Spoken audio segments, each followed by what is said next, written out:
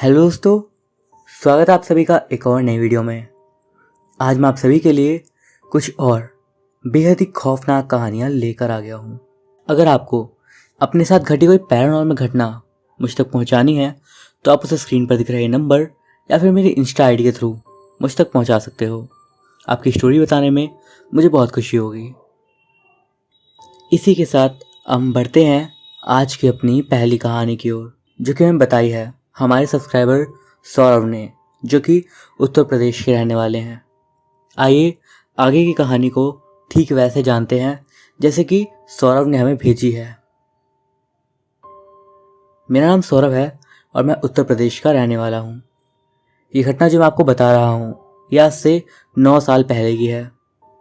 मेरे घर में 4 लोग हैं, मैं, मेरा भाई और मेरे माता पिता। मेरे घर के सामने एक घर है जहाँ पर हमारे पड़ोसी रहते हैं। उन लोगों से हमारे काफ़ी ज़्यादा अच्छे संबंध हैं। मैं उनको चाचा चाची कहकर बुलाता हूँ। उनकी 3 बेटियाँ भी हैं। चाचा स्वभाव में तो बहुत अच्छे हैं और बाकी की उनकी फैमिली तो बहुत अच्छी है, लेकिन चाचा की एक बुरी आदत थी जो कि उस समय नई ही थी। गलत संगत के कारण चाचा को शराब और जुए की आदत लग जाती है। चाचा जी पहले से ही अस्थमा के मरीज थे, इसलिए उनकी तबीयत बहुत ज़्यादा खराब होने लगी। कई महीने उनका इलाज चला, लेकिन हालत ना सुधरने के कारण उनका निधन हो गया। ये सब कुछ इतना ज़्यादा जल्दी में हुआ कि मुझे कुछ भी समझ में नहीं आया कि ये सब कैसे हुआ और क्यों हो गया। उनके घर में एकदम से दुखों का पहाड़ टूट पड़ा था। जब उनका शरीर शव वाहन से उतारा जा रहा था, उस समय मुझे एक अलग ही तरह की फीलिंग आ रही थी, जिसे मैं आप सभी को बता भी नहीं सकता। उनका अंतिम संस्कार हो गया और धीरे धीरे ऐसे ही 2 दिन बीत गए। 2 दिन के बाद मैं अपनी छत पर टहल रहा था और रात के तकरीबन 1 बज रहे होंगे। मेरे कान में ईयरफोन लगे थे जिसमें धीमी आवाज़ में गाने चल रहे थे। अब चूंकि मेरा घर और उनके घर आमने सामने है, इसलिए हम दोनों एक दूसरे की छत पर साफ देख सकते हैं। मैं गाने सुनते सुनते टहल ही रहा था कि एकदम से मुझे चाचा जी की आवाज़ आई। मैं एकदम से पीछे पलट कर देखा तो मुझे उनकी छत पर वही खड़े हुए दिखाई दिए। उस जगह पर वो पहले भी रात में खड़ा हुआ करते थे और मैं अक्सर उन्हें इस टाइम पर वहां पर देख लेता था। लेकिन पता नहीं क्यों मैं उस समय गाने सुनने में इतना ज़्यादा मगन था कि मुझे इतना याद ही नहीं रहा कि वो अब इस दुनिया में नहीं है।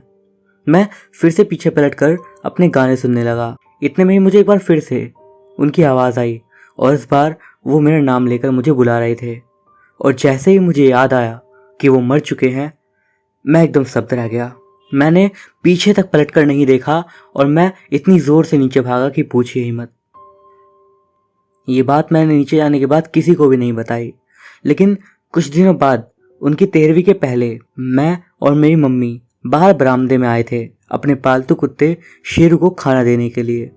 तो शेरू उस जगह पर वहाँ पर नहीं था, वो छत पर था। उसकी एक आदत थी, मम्मी जब भी उसे आवाज़ लगाती थी तो दौड़ा चला आता था। तो मम्मी वहीं खड़ी होकर उसे आवाज़ लगाने लगी कि शेरू खाना खा लो। जब मम्मी शेरू को बुला रही थी तो हम ऐसी जगह पर खड़े थे जहाँ से सामने वालों को छत दिख रहा था। पहले तो मम्मी की नज़र हमारी छत की ओर थी क्योंकि वो शेरू को आवाज़ दे रही थी, लेकिन एकदम से उनकी नज़र उनकी छत पर पड़ी जहाँ पर हमें चाचा जी खड़े हुए दिखाई दिए।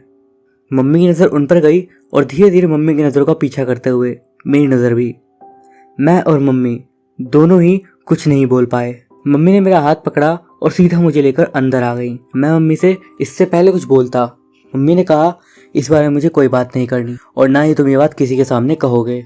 उसी रात जब मम्मी रात को बर्तन धो रही थी तो अचानक उन्हें लगा जैसे किसी ने उनके बाल छुए हो। उन्हें लगा शायद ये उनका वहम है और वापस से अपना काम करने लग गई। लेकिन थोड़ी देर बाद किसी ने उनके बहुत जोर से बाल खींच लिए और मम्मी एक जोरदार तरीके से चिल्लाई और हम लोग वहां पहुंचे। हम लोगों ने मम्मी को ये कहकर कन्विंस कर लिया कि ये सब उनका वहम ही था और ऐसा कुछ भी नहीं हो रहा है। और ऐसा कहकर मम्मी एक बार फिर से बर्तन धोने में लग गईं और हम सभी लोग अपने अपने काम को करने लगे। लेकिन 1 या 2 मिनट बाद ही मम्मी की एक बार फिर से जोर से चिल्लाने की आवाज़ आई। मम्मी के बाल फिर से खींचे गए थे और इस बार ज़्यादा हैरानी की बात यह थी कि मम्मी के बालों में लगा हुआ क्लचर अब टूट चुका था। ये देखकर मैं डर गया। अब बाकी सब लोग भी सोच रहे थे कि आखिर ये सब क्या हो रहा है, लेकिन किसी को भी ये नहीं सूझ पा रहा था कि आखिर हम लोग करते तो करते क्या। पहले तो ये घटनाएं बहुत ज़्यादा कम थी, बिल्कुल ना के बराबर, लेकिन धीरे धीरे ये घटनाएं काफ़ी ज़्यादा बढ़ने लगी। अब तो सुबह शाम का यही होना था, हमें अक्सर वो दिखते। लेकिन हैरानी की बात थी कि या तो मेरे पापा को दिखते ही नहीं थे, या फिर मेरे पापा उन्हें देखने के बावजूद उन पर यकीन नहीं करते थे, क्योंकि वो इन सब चीज़ों पर कभी भी विश्वास नहीं करते थे। बाकी घर में बिल्कुल डर का माहौल हो गया था। लेकिन फिर एक दिन जो घटना हुई उसे तो आज सोचकर भी मेरे रोंगटे खड़े हो जाते हैं। मैं उस दिन किचन में खड़ा हुआ था। मम्मी, मुझे याद है, सब्जियां काट रही थी खड़े होकर, और मैं वहीं पर कुछ दूरी पर खड़ा होकर उनसे बात कर रहा था। पहले तो यूँ हुआ कि बात करते करते मम्मी के बीच बीच में एक दो वर्ड्स एकदम भारी आवाज़ में निकल रहे थे। मैं इस बात को नोटिस कर चुका था, लेकिन कुछ बोल नहीं रहा था। लेकिन एकदम से ऐसा हुआ कि मम्मी की आवाज़ बिल्कुल भारी हो गई, जैसे किसी मर्द की आवाज़ हो। और उसके बाद जो मैंने देखा वो मैं ज़िंदगी भर नहीं भूल पाऊंगा। मेरी मम्मी की आंखें एकदम सफ़ेद सी हो गई, बिल्कुल उसी तरह जैसे कि हम लोग भूतिया मूवीज़ में देखते हैं। बस इतना होने को ही था कि वो एकदम से मेरी और मेरे को पकड़ने के लिए लपकी। लेकिन मैं डर के एकदम से पीछे की ओर भागा और सीधा भागते भागते ऊपर वाले रूम में आया, और उसके बाद अपने आप को रूम के अंदर लॉक कर लिया। वो तो मेरे जेब में फ़ोन पड़ा हुआ था, इसीलिए मैंने फ़ौरन पापा को फ़ोन किया। ये सारी बात सुनकर पापा बहुत जल्दी से ऑफिस से घर आए, और घर आके जब उन्होंने गेट खोला तो पाया कि मम्मी बेहोश पड़ी थी। पापा ने मम्मी को उठाया और अंदर बेड पे ले आए। उसके बाद पापा ने मम्मी के फेस पर थोड़ा पानी का छिड़काव किया, जिससे मम्मी को होश आया। इस बार मम्मी ने साफ साफ पापा से कहा कि उन्हें घर में एक बिल्कुल सफ़ेद आदमी दिखाई देता है, जिसकी वजह से हमारे घर में काफ़ी ज़्यादा अशांति हो रही है। फिर पापा ने कहा, ठीक है, मैं इस बारे में कुछ करता हूँ। और इस बार पापा ने अपने एक खास मित्र को फ़ोन किया और सारी बात बताई। दरअसल वो एक पंडित जी थे। सारी बात जानने के बाद पंडित जी घर आए, और घर में आते के साथ ही उन्होंने हमें बता दिया कि इस घर में किसी की आत्मा है, और पूछा वो आत्मा सबसे ज़्यादा किस जगह पर दिखती है। तो मम्मी ने बताया, घर के पीछे वाली साइड पर एक छोटी सी जगह है। दरअसल वो ऊपर जाती सीढ़ियों के नीचे थोड़ी सी जगह थी, जो कि स्टोर रूम के लिए इस्तेमाल होती थी। वहाँ पर सारा पुराना सामान पड़ा हुआ था। मम्मी ने बताया कि वो साया उन्हें बार बार उसी जगह पर जाते हुए दिखाई देता। उन्होंने कुछ मंत्र पढ़े और काली माता का नाम लेकर एक दीपक जला के वहाँ पर रख दिया। उसके बाद वो वहाँ से चले गए, और जब वो चले गए तो उस छोटे से छज्जे से बाद में बहुत तेज तेज आवाज़ आ रही थी, जैसे किसी चीज़ को बार बार दीवार से टकराया जा रहा हो। ये सब आधी रात के बाद तक चलता रहा, और ये सारी आवाज़ सुनकर मुझे बहुत ज़्यादा डर लग रहा था। लेकिन आधी रात के बाद ये सब कुछ शांत हो गया, और थोड़ी देर बाद मेरा डर भी कम हो गया। जब सुबह हुई तो हम लोगों ने देखा वहाँ दीवार का एक टुकड़ा टूटा हुआ था, और जब वो पंडित जी आए तो वो बोले, अब सब कुछ ठीक हो चुका है, और एक काली माता का दीपक अपने घर में जलाए रखना। उसके बाद उन्होंने हमें कुछ नींबू दिए, और उसके बाद हमसे कहा, जिस जगह पर घर में तुम्हें डर लगे उस जगह पर लाल कपड़े में ही नींबू बांध कर रख देना। हमने ऐसा ही करा, और तब से लेकर आज तक हमें ऐसी कोई भी दिक्कत फिर से नहीं हुई। इन सारी घटनाओं को, खास तौर पर वो मम्मी वाली घटना, उसे सोचकर मेरी रूह कांप जाती है। इसी के साथ हम बढ़ते हैं आज की अपनी अगली स्टोरी की तरफ, जो कि हमें भेजी है अल्पू ने। आगे की स्टोरी को ठीक वैसे ही जानते हैं जैसे कि उन्होंने हमें बताई है। मेरा नाम अल्पू है और मैं जमशेदपुर की रहने वाली हूँ। पेशे से मेरे पापा एक रिक्शा चालक हैं, और ये बात जो मैं आपको बताने जा रही हूँ ये आज से लगभग 3 साल पहले की है। उस टाइम पर किसी ने पापा को एक पलंग दिया था, और पापा उस पलंग को घर लेकर आ गए थे। उससे पहले हम लोग हमेशा ज़मीन पर सोया करते थे, लेकिन पलंग के आ जाने के बाद मैं और मेरी बहन साथ में ही पलंग में सोने लगे थे। बाकी मम्मी पापा और छोटा भाई ज़मीन पर सोते थे। शुरू में कुछ दिन बहुत ही अच्छे से बीते। पलंग पे सोते वक्त एक अलग सा ही ठंडापन मुझे महसूस होता था, मानो कोई अपने ठंडे हाथों से मुझे सहला रहा हो। न जाने क्यों कुछ अलग सी बात थी उस पलंग में। जैसे ही मैं उस पर लेटती मुझे एकदम से नींद आ जाती थी, और वो भी एकदम गहरी नींद कि मैं जल्दी से उठूं ही ना। शुरू में तो मैं इस बात पर ध्यान नहीं देती थी, लेकिन जब भी मैं उस पलंग पर सोती मुझे हफ्ते में मानो 7 में से 4 या 5 दिन एक ही तरह का सपना आता। उन सपनों में मैं खुद को बादलों के बीच उड़ता हुआ देखती थी और मुझे उस टाइम पर एकदम अलग ही तरह की फीलिंग आती थी जो कि मैं कभी भी फील नहीं कर पाई थी। एक बात और थी, उस बिस्तर पर सोने के बाद पता नहीं कैसे रात के ठीक 2 बजे हर रोज मेरी आंख खुल जाती थी। शुरू में तो ये सब खुद ही होता था, लेकिन पता नहीं एकदम से मेरे मन में खुद ही ये सब रहता था सोने से पहले कि मुझे रात में 2 बजे उठना है। और ऐसा ही होता भी था। मैं डेली रात में न जाने क्यों 2 बजे उठ जाया करती थी। 2 बजे के आसपास मेरी आंखें बिल्कुल ऐसे खुलती थी जैसे कि सुबह सुबह हमारी नींद खुलती है, बिल्कुल भी आलस से नहीं आंखों में। लेकिन एक रात जो मेरे साथ घटना हुई उसके बारे में सोच के ही मुझे डर लगता है। रात के ठीक 2 बजे जैसे रोज़ मेरी आंख खुलती थी, उस दिन मेरी आंख खुली। तब तक मेरे लिए आम बात हो चुकी थी, क्योंकि ये सब मेरे साथ रोज़ ही होता था। मुझे प्यास लगी तो मैं उठी और पानी पीने चली गई। पानी पीकर मैं दोबारा पलंग पे आ गई। उसके बाद मैं सोने की कोशिश करने लगी कि मुझे फिर से नींद लग जाए। मुझे बस अपनी आंख बंद करे कुछ ही मिनट हुए थे, फिर पता नहीं क्या हुआ कि एकदम से मैंने अपनी आंखें खोल ली। लेकिन जब मैंने अपनी आंखें खोली तो मेरी बॉडी मेरे कंट्रोल से बाहर जा चुकी थी। मैं उठने की कोशिश कर रही थी, अपने बदन को हिलाने की कोशिश कर रही थी, लेकिन मैं बिल्कुल नाकाम थी। ना तो मैं अपने मुंह से कुछ बोल पा रही थी, यहाँ तक कि मैं अपनी पलकें तक झपका नहीं पा रही थी। सिर्फ अपनी आंखों को इधर से उधर करके अंधेरे कमरे में अपनी नजरें घुमा रही थी। एकदम से मुझे ऐसा लगने लगा कि मेरी छाती पर एक बहुत भारी भार आ गया हो, मानो कोई भारी सी चीज़ मेरे ऊपर आकर रख दी गई हो या फिर कोई भारी इंसान मेरे ऊपर आकर बैठ गया हो। मुझे इतना ज़्यादा डर लग रहा था जो मैंने कभी भी ज़िंदगी में महसूस नहीं करा था। ऐसा फील हो रहा था जैसे मेरी आत्मा मेरे मुंह के रास्ते बाहर निकल जाएगी। उठने की लाख कोशिश करने के बावजूद मैं बिल्कुल नहीं उठ पा रही थी और मुझे ये बात साफ साफ महसूस हो रही थी कि मेरे पास कोई ना कोई चीज़ थी जो कि ये सब कर रही थी। कुछ मिनटों तक ये सब ऐसे ही चलता रहा और उसके बाद मेरे मुंह से एक ज़ोरदार चीख निकली, जिसके चलते बाकी के सभी लोग उठ गए। मैंने सारी बात अपनी मम्मी को बताई और उसके बाद मम्मी ने मुझे अपने साथ ही ज़मीन पर सुला दिया। अगले दिन मुझे याद है मेरी मम्मी मंदिर से कुछ तो मेरे लिए लेकर आई थी और उन्होंने मुझे वो खाने के लिए दिया। उसके बाद मेरे साथ ये सब कभी नहीं हुआ, लेकिन मेरे लिए वो पूरा एक बहुत ही ज़्यादा डरावना एक्सपीरियंस है। वो पलंग हमारे घर में आज भी है और आपको ये सुनकर हैरानी हो सकती है कि मैं अभी उसी पलंग पर लेटकर ये स्टोरी लिख रही हूँ। दोस्तों, आज की अगली कहानी जो आपको मैं सुनाने जा रहा हूँ ये एक अर्बन लेजेंड है जो कि मैक्सिको में बहुत ज़्यादा पॉपुलर है। इस अर्बन लेजेंड का नाम है द मैक्सिकन बस। आज के समय में अगर आप मैक्सिको में सफ़र करते हो तो टोल्यूका और इक्सटेपन टाउन के बीच में एक बहुत ही खूबसूरत हाईवे है जिसके ऊपर से आप बहुत ही अच्छे से अपनी मंजिल पर पहुंच सकते हो, वो भी बिल्कुल सुरक्षित तरीके से। लेकिन कई सालों पहले ऐसा बिल्कुल भी नहीं था। उस टाइम पर जर्नी बहुत ज़्यादा मुश्किल होती थी क्योंकि वहाँ पर एक बहुत बड़ा पहाड़ था और उस पहाड़ पे ही एक काफ़ी ज़्यादा घुमावदार रोड बना हुआ था।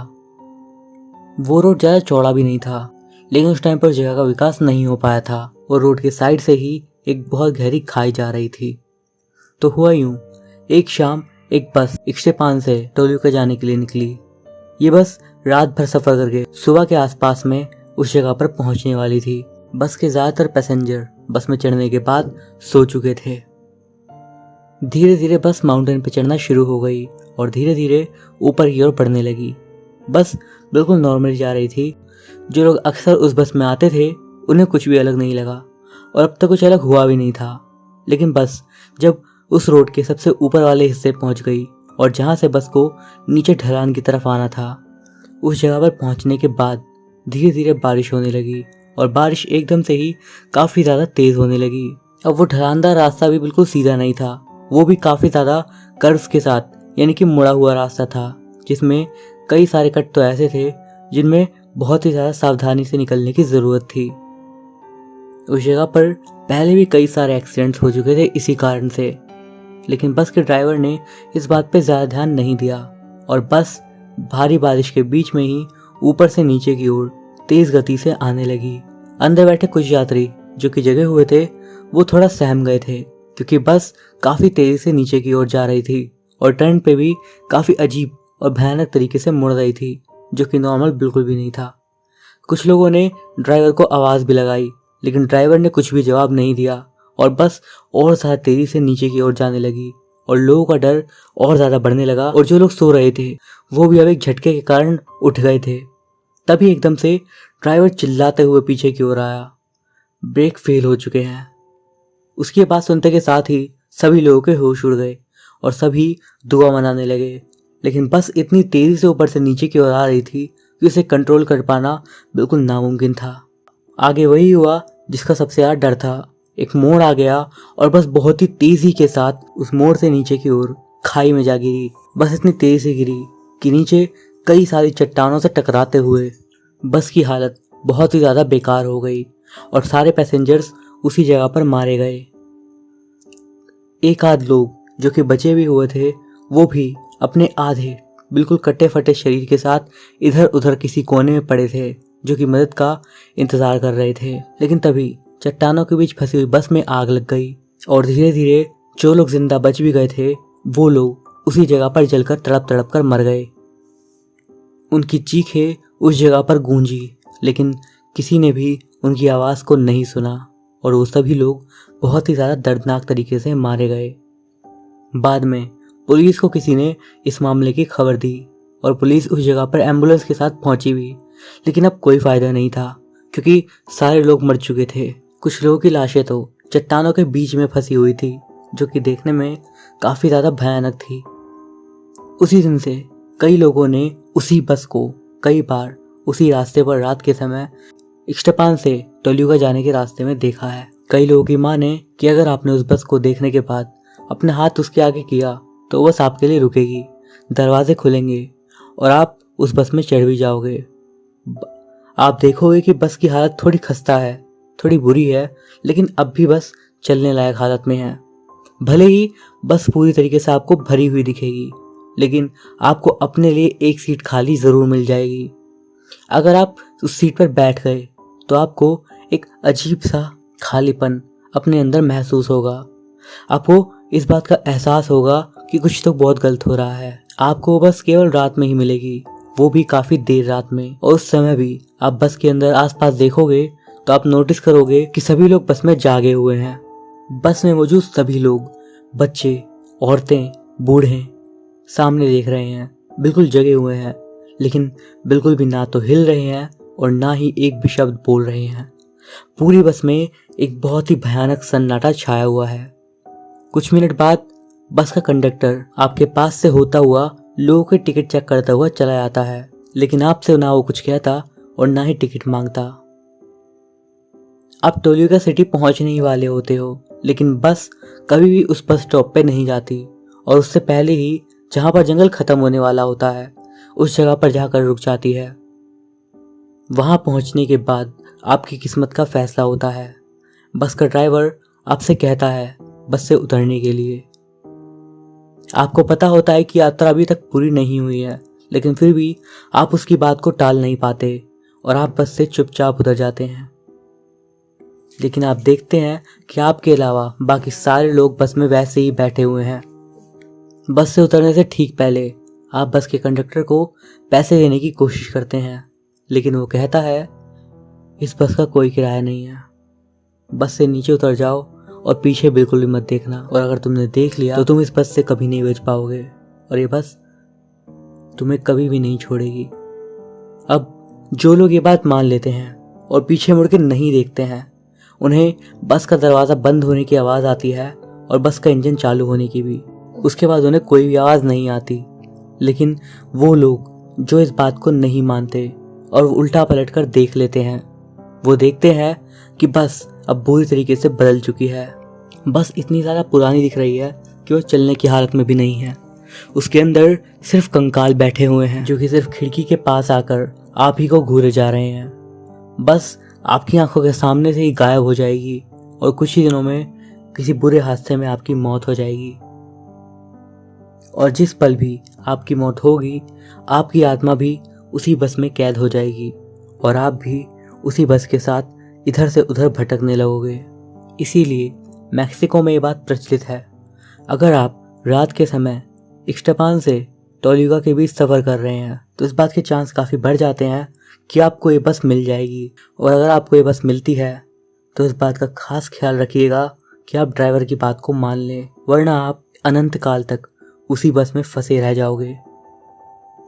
तो दोस्तों, ये था एक मैक्सिकन अर्बन लेजेंड। अगर आपको इसी तरह के अर्बन लेजेंड्स पसंद आते हैं और आप दुनिया भर से अलग अलग देशों के अर्बन लेजेंड्स सुनना चाहते हैं तो कमेंट बॉक्स में ज़रूर बताइएगा। यदि आपको भी किसी अर्बन लेजेंड के बारे में पता है तो आप उसके बारे में भी बता सकते हो। यहाँ पर जिन लोगों को अर्बन लेजेंड शब्द का मतलब नहीं पता उन्हें मैं ये भी बता दूं, अर्बन लेजेंड शब्द उन घटनाओं के लिए प्रयोग किया जाता है जो कि हो सकता है कभी ना कभी घटी हो, लेकिन उनके घटने का कोई सबूत ना हो और वो बातें सिर्फ लोगों द्वारा सुनी गई हो। इसी के साथ हम बढ़ते हैं आज की अपनी आखिरी कहानी की ओर।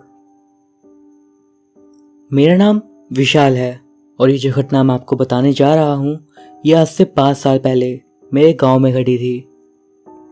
मुझे याद है उस समय एग्ज़ाम ख़त्म हुए थे और मैं गर्मियों की छुट्टियां मनाने के लिए अपने दादाजी के घर गया था। उस समय मेरे साथ मेरा एक भाई भी था जो कि मुझसे उम्र में 3 साल बड़ा था। उसका नाम मुकेश था, लेकिन हम सभी लोग उसे प्यार से मन्नू बुलाते थे। मेन घटना से पहले मैं आपको अपने दादाजी के घर के बारे में थोड़ा सा बताना चाहूँगा। मेरे दादाजी का घर ऊंचाई में कई माले का नहीं है, बल्कि सिर्फ 1 फ्लोर का घर है, लेकिन हाँ लंबाई में वो काफ़ी ज़्यादा है। लेकिन उसकी बनावट कुछ इस तरीके की है कि आप अगर सबसे आगे वाले गेट से अंदर की ओर जाओगे तो आपको बाकी के रूम्स में जाने के लिए सीधा सीधा ही चलना है और आप ऐसे ही सारे रूम्स में जाते जाओगे। इसी तरीके से कुल 8 कमरे हैं। घर के बाहर ही एक रोड है। उस रोड पर दोनों साइड ही इसी तरह के कई सारे मकान हैं, कुछ बड़े तो कुछ छोटे भी। हमारे गांव वाले घर पर उस समय तक पुताई नहीं हुई थी और वो उस समय तक एक सिंपल लाल ईंटों वाला घर ही था। उस समय पर ज़्यादातर घर वहाँ पर ऐसे ही थे। तो हुआ यूँ, जब मैं उन छुट्टियों में अपने दादाजी के घर गया था 3-4 दिन तो एकदम अच्छे से गुजरे, लेकिन इन्हीं दिनों के बीच में मैंने अपने दादी जी को एक पड़ोस वाली दूसरी दादी से बात करते हुए सुना था कि वो किसी साए की बात कर रही थी जो कि रात के समय पिछले कुछ दिनों से हमारे गांव के कई लोगों को दिख रहा था। वो दोनों ही इसी बारे में बात करी जा रही थी, बिल्कुल धीरे धीरे एकदम फुसफुसाते हुए। लेकिन जैसे ही मैं उनके पास गया उन्होंने इस बारे में बात करना बंद कर दिया। लेकिन मैंने थोड़ी सी बात तो सुन ही ली थी। फिर भी मैंने इस बारे में ना तो उनसे कुछ पूछा, लेकिन मन में ख्याल तो ज़रूर आया था। फिर मैं चुपचाप अपने खेलने में लग गया। 3 दिन और बीत गए, कुछ भी नहीं हुआ। दरअसल रात के समय मैं और मेरा भाई सबसे आगे वाले रूम में, जो कि बिल्कुल गेट के पास में था, उस रूम में सोया करते थे। तो हुआ यूँ, रात तकरीबन 12:30 बजे के बाद में एकदम से मेरी आँख खुली।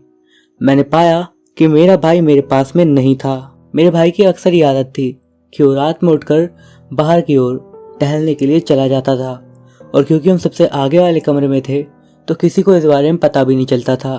जब मैं उठा तो मैंने देखा कि दरवाजे की कुंडी भी खुली हुई थी, जिसे देखकर मुझे इतना तो समझ में आ गया कि मेरा भाई बाहर गया हुआ है।